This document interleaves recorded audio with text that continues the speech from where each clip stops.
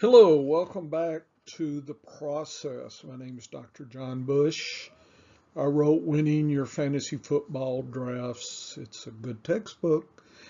Uh, this is lesson 6, so if you're just joining us, sus- suggest you go back and see the other lessons, but we will move on. Lesson 6, we're still continuing our thinking about thinking in fantasy football. And here's an interesting question. Does more information increase accuracy in fantasy football? This is on the average. Okay. And so there was an article published in Organizational Behavior and Human Disease Processes. You can look it up, 2007. And the illusion of knowledge, when more information reduces accuracy but increases false confidence. Boy, I sure have a lot of information, so I must know a lot. Sounds like some of the podcasts you see. Uh, Long story short, it's not true. So, in their article or in their paper, they laid out using NBA predictions and sports fans. They set up experiments with the fans, and each fan was given stats on teams. One group had no team names. The other group had the team names. And what they found was having the team's names gave false confidence to winning picks. The group that relied less on the stats because they were familiar with the team. So they knew the team, so they didn't need the stats. And they knew the team, right? I know this player or that. I don't need any more information. More familiar teams caused a failure in using stats, objective data to make bets and picks. So basically, they ignored stats. The group that had the team names then had a false belief in their confidence, in the strength of their confidence. So, sounds familiar, doesn't it? Yeah. We all have to fight that bias. Well, that's this team. They're always good until they're not. So, in fantasy, the issue is we know the worth of a player because fill in your reason or reasons. Then do we ignore new data, changing landscapes? You know, they're a stud. I don't care where they're playing. And this was a while ago, but there was a controversy when Drew Brees and the Saints lost, Jimmy Graham and Kenny Stills left. And there was kind of a downtick that year. But Drew Brees is the best, right? Of course, I think Tom Brady's probably got that case locked up now. But anyway, certainly Drew is probably number 2 in there. Our confidence is high, and we focus elsewhere on our draft. We don't need to worry about it. We have 20 pieces of information. Then am I more knowledgeable about that situation? Specific knowledge can increase your false sense of expertise as well. So if I have 20 pieces, I must be an expert. Hmm. Uh, so, Paul Slavik, behavioral problems of adhering to a decision policy, 1973. And in this case, they were doing 8 experienced horse race handicappers. They were shown a list of 88 variables. Goodness. Each handicapper was given a data in increments of 5, 10, 20, 40 variables. and that were judged the most useful. They predicted the race 4 times, each with 4 levels of information. For each prediction, the handicapper was assigned a value from 0 to 100% in their degree of confidence, in their prophecy, based on 5 variables: 10, 20, 40. The average accuracy remained the same regardless of how much information the handicappers had. Part of that is getting back to the relationship of the information. If the information is highly related to each other, then you're seeing a version of the same material, basically. So at some point, you're just getting the same information, maybe said a little different or a little flavor, but it's related or correlated to each other. The trick is, in fantasy football, we need to look for data streams that are not so correlated. Notice I didn't say not correlated. It's hard to find variables that are not correlated. Hard. And we'll talk about that coming up in another lesson. So if you look at this graph first, here's the words here, but here was the level of accuracy here. And it looked at 5, 10, 20, 40 different levels and pieces of information. They didn't change correctly placed selections, but notice their confidence. Wow, they were really confident about the same prediction. So, if you listen to enough podcasts, do you get really confident, even though the accuracy of all that is not probably going to change? I suspect it won't change over time, on average. And remember, the people involved are not going to go back and say, yeah, we missed that. Or if they will, they'll do it quickly and move on. They won't. At the end of the day, and even the fantasy pros, I don't know how they measure accuracy. Do you? Have they ever said? What's their definition? I don't know.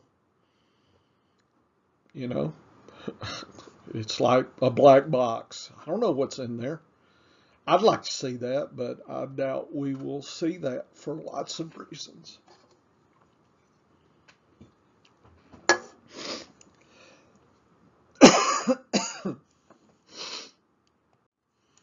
So again, about the same accuracy, but they were more confident about it. Same level of success, but I'm really confident now. Be very concerned. So in chapter 5, the psychology of intelligence analysis, Hewer, 1999. Do we need more information? If you have a false sense of confidence with a lot of data, you're marinating in the data, then you're going to have a lot of mistakes. System 1. More information past a small amount will not add to your accuracy in your fantasy drafts. With that said, your confidence is going to go up, but a way to parse that is if the information is not overly correlated. And then once you get kind of outside that realm where everything's kind of giving you the same level of input, so there's probably some key stats and things that are it. You can't add any more. It's very possible people that watch film and are having a stream of information that we don't have. So I do pay attention to that. It's hard to, quantify that. We need some type of, Scoville scale if you're into chilies here. But even that's a little flaky. But APGAR score, if you've associated with baby doctors, they score an infant right after birth from a scale of 1 to 10.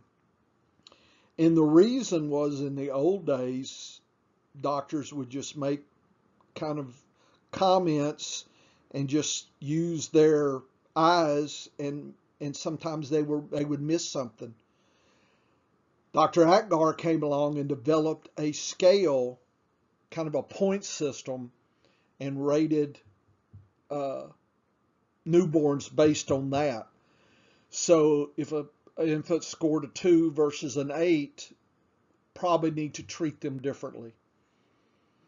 Okay, so there was taking the data and clarifying it was a better way. So when people were watching film, I would love to see a way to quantify. There's ways to do it. I just don't, if I was watching the film, unless somebody, slid me some bucks, I'd keep it to myself as well.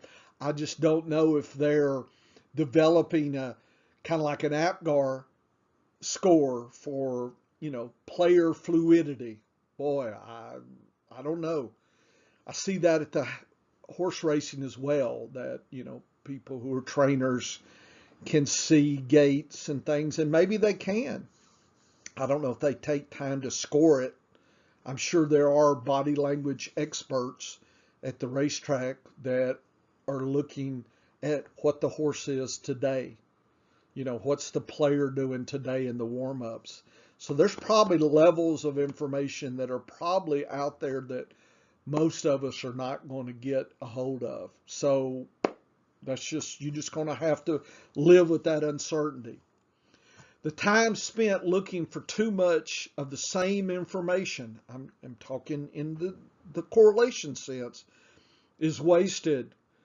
Maybe for injuries, again, that's why doctors, and there's a lot more discussion on Twitterverse and podcasts, but the reason they're bringing them in is because they have a level of judgment. And again, I don't know if the doctors, they'll say, an average of 6 weeks to cure. They're just looking at medical literature as well, which I understand because I deal with that. That's kind of my world. It's not just, it's microbiology and not, medical and human physiology. But I understand the stats kind of things and the range of success in healing. So if you subscribe to 20 websites or podcasts, my argument is you're not gaining a lot. So think about what information you're letting get in that is not so linked together. And I've got a lesson to where I'm going, it's called principal component analysis. And I think it will be interesting for you to see. Yeah, it's in my textbook as well, but I'll go ahead and, it's Halloween. Everybody gets a treat coming up. So just realize after 20 podcasts, do you know more? Your confidence might be going up, but your accuracy probably is not. And no offense to anybody out there. What is the amount of information that you specifically need to win? I suspect it's different than me and others. So there's a personal aspect to this kind of thoughts about the amount of information, the sources of information. So again, I think in the textbook I talk a little bit about multiple hypotheses, where you have multiple questions that take data streams in different directions and try to parse out, the information that you can see, and where, I guess probably even better, is where we're uncertain. So when I rank players, if they're highly uncertain, that means their range of performance can be extreme. And you need to know that, especially if you're playing daily fantasy. It'd be nice to know. If you're going to gamble, I guess gamble with those that have, the so-called high floor, or was it high ceiling, low floor, or something like that. You just need to be aware of that. So you need to think about what it is you need in your journey. So that's why keeping a little diary, uh, you know, ideas and things as well is allows you to maybe think about what data is important to you. Where, maybe you're good at watching film. Maybe you should get the what coach's view or whatever is available out there. I think you have to pay for it or something, but looking at the games that way. NFL Network, where we plays the games during the week, so you get, without commercials, so you get some opportunities to relook at things. So I would suggest, if you were just completely like, where did this come from? Probably early in the season as well, where there's some surprises. Check that out. So keep records to record your journey and thinking about levels of information. Did it affect any of your mock drafting and picks? I do a lot of mock drafts. And these days I do best ball. I'll do 100 or so best ball, more. I do cheap best balls. I'll let the big shots do $100 a shot. I'll take a dollar or two or $3 best balls because it's not. And yes, I do make money playing best balls. Okay. Uh, so I like to do it because I know I'll make money. At least I have in the past. So you assume I'll be successful in the future. We may not have every season a winner, but so far I've put money in my pocket with best balls. But anyway, it gives me an opportunity to go through and think about questions. What's my information? Where am I weak at? Like, oh, what is this player? Why did they grab him in round 4? What am I missing? So it gives you a lot of thought questions. So that's what it is. It should drive your thinking. And I'll probably do a lesson on best ball, maybe a bunch. I don't know. I don't have a lot of that in my textbook for drafting, but maybe I should add on what I do. So, what are the successful players doing in fantasy? Just pay attention to what's going on in your league, the ones that beat you. What are they doing? Maybe getting lucky, right? So, is the top group doing stuff that you're not? Wonder why they're doing what they're doing. Why are they making their decision? Are you missing something? Decide that. Probably early on, you'll find a lot more to understand and think about than maybe later. If you're winning, if you're losing for 10 years, at that point, I think I'd just watch TV and do darts or something. Part of the reason a lot of people are in fantasy because they had early success, right? That drives a lot of people. And the false illusion, this is easy to do. I'm going to do this every year. It's not the case. So think about a flow diagram in your drafts and just kind of make note of things, maybe when you picked certain types of players, tight ends, late quarterbacks, early.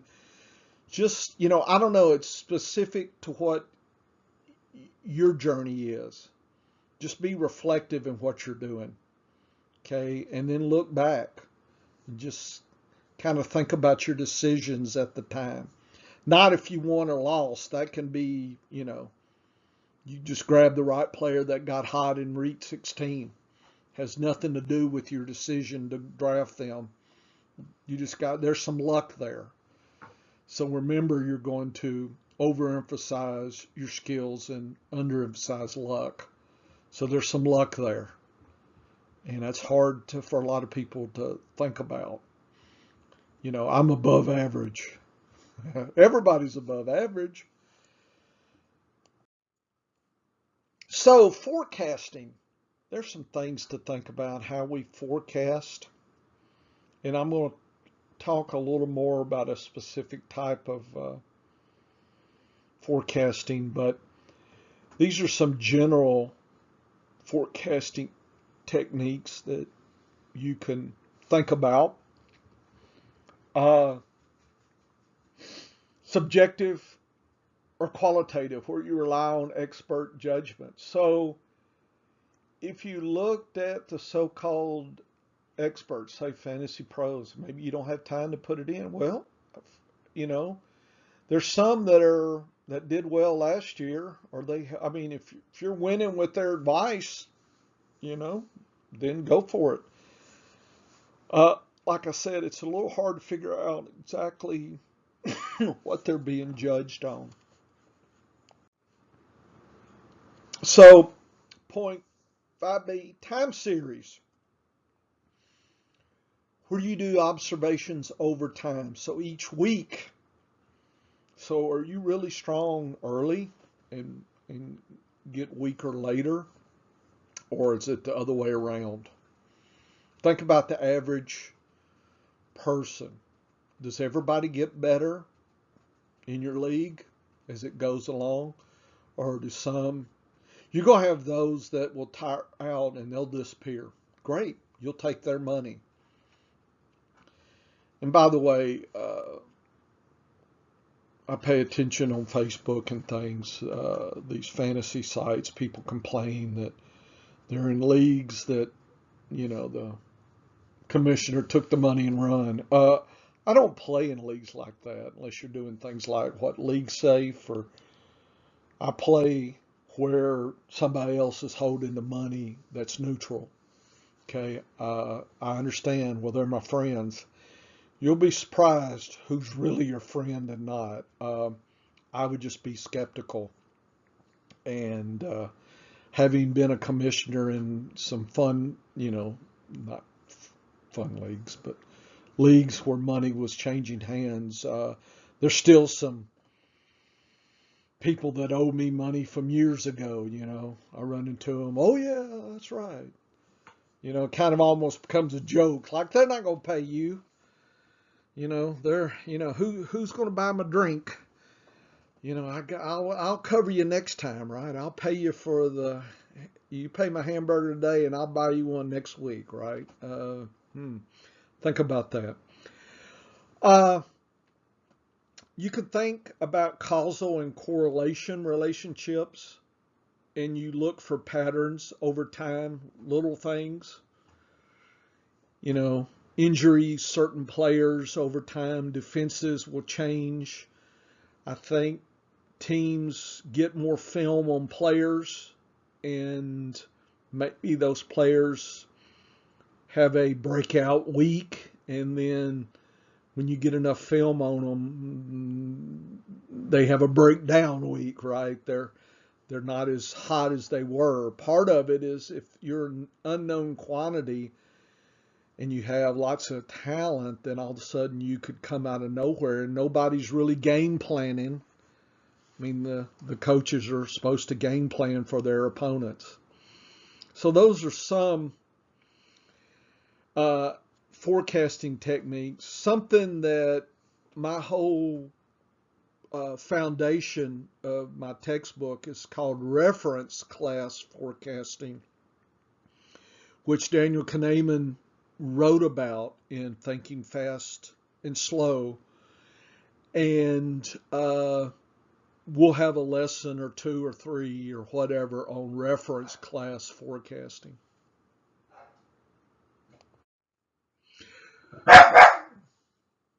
It's my dog.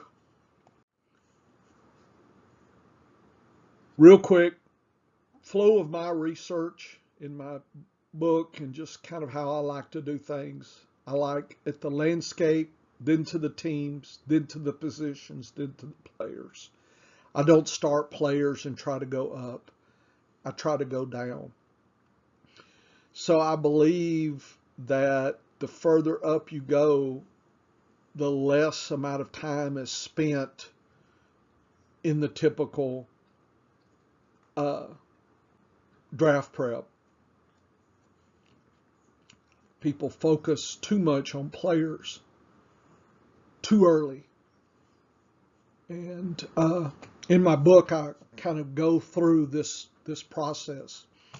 See if this works for you. Hope it does. Okay, that was my 10-cent tour of lesson 6. Kind of the amount of knowledge and accuracy and some other little tidbits along the way. Hopefully it's helping you. Hopefully you're enjoying the series. It's not costing you anything, I suspect. Maybe somewhere down the road, set up some patron sites, but and just, help my clients out. But right now, I haven't retired from the university, so this is just fun stuff. Okay, come back for lesson 7, and if you haven't, go back and review the previous lessons over and over. And use the visual, don't use the audio, okay, because that's meant to be visual to inspire thinking. Okay, see you next time. Hope you enjoy. This is Dr. Bush with The Process.